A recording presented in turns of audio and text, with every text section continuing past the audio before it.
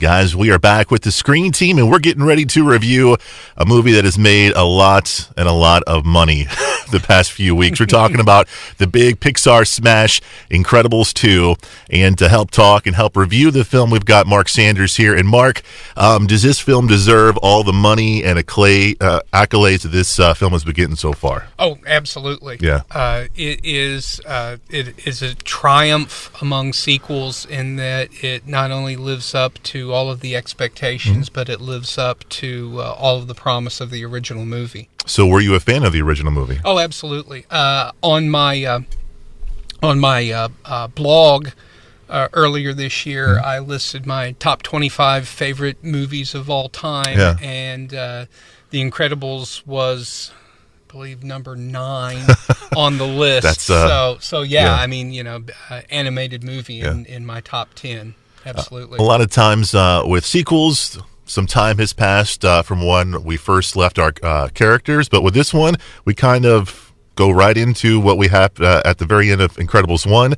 We go right into Incredibles 2 with this one, right? Yeah, you get to see the first movie ends with this character, Pixar's Lucky Charm, John Ratzenberger, coming up as the Underminer, and you see the family all put their masks on, and then they roll to the final credits. Yeah. Well, you get to see exactly how that turns out. It doesn't go exactly the way that you might have thought 14 years ago at the end. You thought it was going to go in that direction. You thought it was going to be an easy, I don't want to say victory, but an easy stopping of evil, and it wasn't that way at all. I'm curious, with the Incredibles movie, the first one, there's a lot of serious topics. I mean, these are kids' films, but there's a lot of adult themes in the first one. You've got, possibility of infidelity. You've got a fact that, the husband is not happy with his work and his position in the family. Are there those same kind of adult themes in the second one? Sure, and the biggest one, and I don't want to give too much away to anyone who hasn't seen the movie, but you get this from the trailers.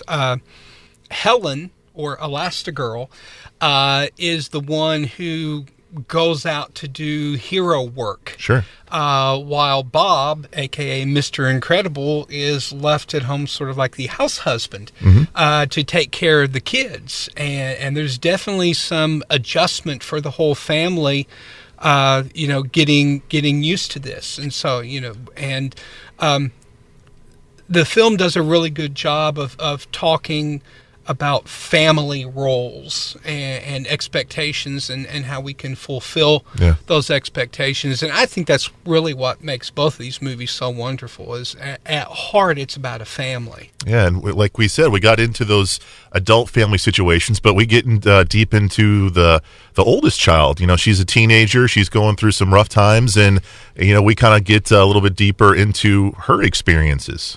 Yeah, she's dealing with all of the things that a non-superhero teenage girl would be going through, and then on top of this, she has all of this strangeness in her own life and strangeness in her family. She has a great line in the first movie. She tells her mom, "You want us to act normal. I actually want to be normal." Right. And so, she has to come to terms with who she actually is. And her identity as a super is actually something that prevents her from being able to be like a normal teenager. And that's something that really upsets her quite a lot. There's a lot of good stuff in here for the kids, too. We've been talking about, themes and specialness for the adults out there, but there's a lot of good stuff for the kids. And some of the biggest laughs when I saw this in the theater were the scenes with Jack. Oh, yeah. This is a baby where you get to find out exactly what his powers are, and he's got quite a few too. And forgive me the pun, but they are really incredible. It's quite amazing to see the things that Jack can do, and that's one of the things that is the most fun about the movie, as well as seeing Edna again. Edna Mode. Yes, and I love how her character just kind of takes everything in stride. Everyone else is sort of losing their mind. She's like, the infant with superpowers. Yeah, let me see what I can do with this. Great character. And I'm curious, with every good superhero film, you've got to have a super villain. And I know we don't want to give spoilers away. We're not going to. But were you surprised on who the villain was in this film? Because I wasn't. I kind of saw it coming a mile away. I suspected. Well, it's going to be hard to talk about this without giving anything. I suspected that there. No, I wasn't surprised, but there's another character who I thought was also part of the villainous plan who turned out not to be part of the villainous plan, and that part was surprising. Well, let me ask you: did it deter from the viewing of this movie? Were you like, No, because sometimes I think movies try too hard to mask who the villain is or what. Probably if you ask people, what's the best superhero movie ever made, I think a lot of people would say, well, it's The Dark Knight. Sure.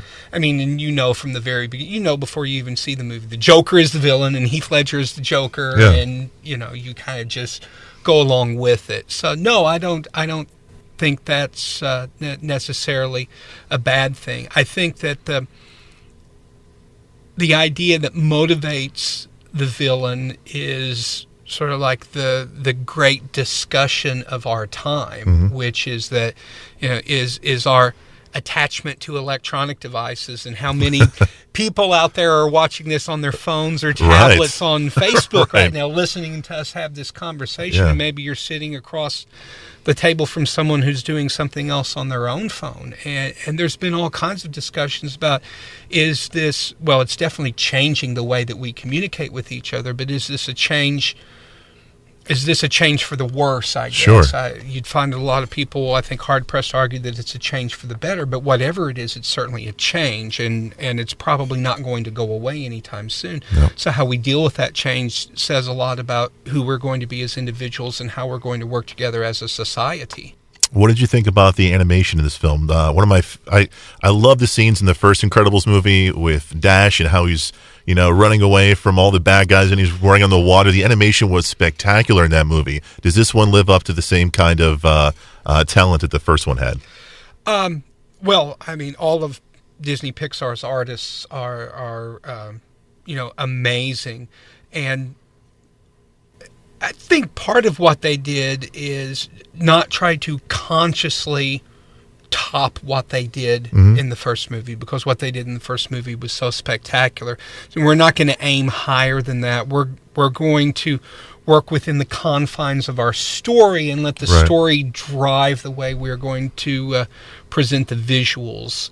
But having said that, the end of the first movie, the set pieces that they're fighting this indestructible robot, and there's all this tension and everything going along here. The end piece of the second one, there's peril, and they have to stop the peril. That's all I can really say without giving anything away. But I found myself, the amount of tension that they built with that and all of the different moving parts, I thought was just as exciting and just as captivating as anything that they had in the first movie. It's funny when we're watching the last act of the movie Incredibles 2, and like Mark said, it's a big elaborate process, and our heroes are trying to save the city and all that goodness, and they they do. And the funny thing is my son was watching it, and this whole big thing happens and the city's almost destroyed, and Luke just says out loud, well, that was easy. Not quite, son, not quite. It was 14 years between Incredibles 1 and Incredibles 2. When do you want to see an Incredibles 3? Do you still want to see the journey of these folks go on?